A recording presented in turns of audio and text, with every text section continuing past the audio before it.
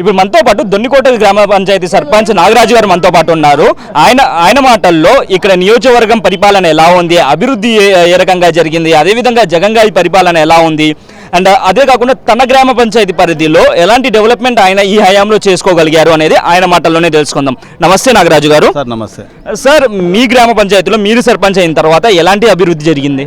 Sir మాది దొన్నికోట గ్రామ panchayat major panchayat. So ఇంతకు మునుపు వచ్చేసి దొన్నికోట అంటే తాగునీరుకు సాగునీరుకు చాలా కష్టాలు పడేవాళ్ళం. అది ఎంతో ఎట్లాంటి కాలమైనా తాగునీరు అంటే చాలా మామూలుగా మహిళా అక్క చెల్లెమ్మలు వచ్చేసి గొడవలు పడి స్టేషన్ దాకా వచ్చిన రోజులు కూడా ఉన్నాయి. కానీ మా గౌరవ ఎమ్మెల్యే శాసనసభ్యులు ఇంతకు మునుపు ప్రతిపక్షంలో ఉన్నప్పుడు కూడా దుద్దుకుంట ఫౌండేషన్ ద్వారా తాగునీరు చాలా ట్యాంకర్ల ద్వారా చాలా సరఫరా చేసినారు. అదే కాకుండా మారుమూల ప్రాంతమైన మా పల్లెల్లో ఉన్నాయి. గ్రామాలు వెలసిన నాటి నుంచి, గ్రామాలు పుట్టినప్పటి నుంచి కూడా రహదారులు అనేవి లేకపోయాయి. ఈరోజు సీసీ రోడ్లు వేసి చాలా అద్భుతంగా డెవలప్ చేసినాడు సారు. రాజశేఖర రెడ్డి గారి ఆశయ సాధన కోసం పుట్టిన పార్టీ. ఆ పార్టీలో మన జగన్మోహన్ రెడ్డి గారి నాయకత్వంలో పనిచేస్తున్న మా శ్రీధరెడ్డి సార్ గారు ఎంతో ఒక విజన్ ఉంది. ఎందుకంటే సారు 5 సంవత్సరాల ప్రతిపక్షంలో ప్రతి పల్లె, ప్రతి ఇల్లు, ప్రతి గడప తొక్కినాడు.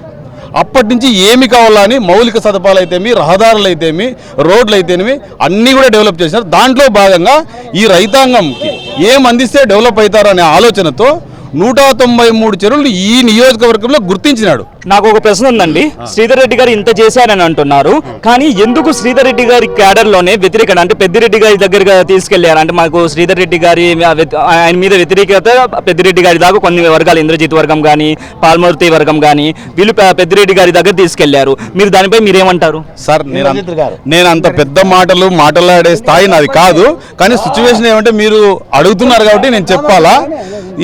ఇంతకు మునుపు ఏమంటే వ్యతిరేక వర్గం అనేది నిన్ననో మొన్ననో గౌరవ తాడిపత్రి చైర్మన్ గారు ఒక మాట చెప్పినారు. జనములో ఎవరైతే ఉంటారో పెద్ద అధినాయకుడు, వాళ్ళ అధినాయకుడికి ఒక మెసేజ్ సరఫరా చేసినాడు, మెసేజ్ ఇచ్చినాడు. ఎవరైతే గ్రామాల్లో ఉంటారో, ఎవరైతే ప్రజలకు దగ్గరగా ఉంటారో, ఎవరైతే సేవ చేస్తారో వాళ్ళు ఖచ్చితంగా గెలుస్తారు, వాళ్ళు ఖచ్చితంగా ఎమ్మెల్యే అవుతారు, మంత్రి అవుతారు అనేది మన అంత పెద్ద సీనియర్ నాయకుడు తాడిపత్రి మున్సిపల్ చైర్మన్ సార్ గారు చెప్పినారు ఆ మాట. నేను అంత వ్యతిరేకత గురించి చెప్పే అంత స్థాయి కాదు నాది. కానీ శ్రీధరెడ్డి సార్కు అనుకూలత ఉంది. ఏమంటే మరింత ఉత్సాహంగా చేయాలనే దానికే మామూలుగా మా రైతాంగం చెప్పే మాట అంటే పొయ్యి ఎద్దుకే పొడుస్తారు. ఒక గ్రామ సర్పంచ్గా నేను ఒక ప్రశ్న అడుగుతున్నానండి. వైఎస్ఆర్సీపీలో ఉన్నారే కాబట్టి షర్మిల గారి గురించి వస్తే, మీరు షర్మిల గారికి ఇప్పుడు కాంగ్రెస్లోకి వచ్చారు, ఆమె ఈ ఆంధ్రప్రదేశ్ రాజకీయాల్లో ఏమడగలుగుతారా? సార్ మంచి క్వశ్చన్ అడిగినారు సార్. దివంగత స్వర్గీయ తారక రామారావు గారు, మహానుభావుడు ముఖ్యమంత్రి తారక ఎన్టీ రామారావు గారి కూతురు కూడా పురంధరేశ్వరి మేడం గారు వేరే పార్టీలో, బీజేపీ పార్టీలో ఉంది. ఏ విధంగా ఆదరణ ఉంది. కానీ దానికి మించి చేసిన మహానేత రాజశేఖర రెడ్డి గారి తనయ శ్రీమతి షర్మిల మేడం గారు ఏదో కొన్ని ఆటుపోట్ల వలనో, కొన్ని రాజకీయ ఎత్తుగడల వలనో అవతల పార్టీలకు పోయింది.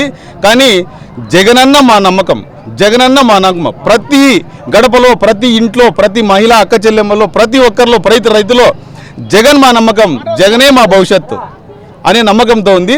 షర్మిలమ్మ ఎక్కడికి పోయినా జగన్మోహన్ రెడ్డిని మరవలేనన్ని సేవా కార్యక్రమాలు, మహిళా ఆర్థిక సాధన చేయాలని ప్రతి ఇంటికి ఆర్థిక అభివృద్ధి అందించిన ఘనత గౌరవ ముఖ్యమంత్రి గారికి జరిగింది. కాబట్టి ఇలాంటి వాళ్ళు పైన పెద్ద జాతీయ నాయకులు వచ్చిన ఈ ఆంధ్రప్రదేశ్లో ప్రచారాలు చేసినా ఎవరు నమ్మే పరిస్థితి లేరు. ఇప్పుడు మళ్ళీ వైసీపీ వస్తే ఈ సంక్షేమ పథకాలు కాకుండా ఇంకేమైనా కోరుకుంటున్నారా మీరందరూ? ఇంకా ఏం కోరుకుంటున్నాం సార్? ప్రతి ఇంటికి లక్షలు వచ్చినాయి. రైతాంగం కోసం ఆల్రెడీ మా సారు ఈ నియోజకవర్గానికి నీళ్లు కావాలా సార్ అంటే మీరేమంటున్నారండి? జగన్ అభిప్రాయం సార్, మాది జగన్ గారి అభిప్రాయమే మీ అభిప్రాయం అంటున్నారు.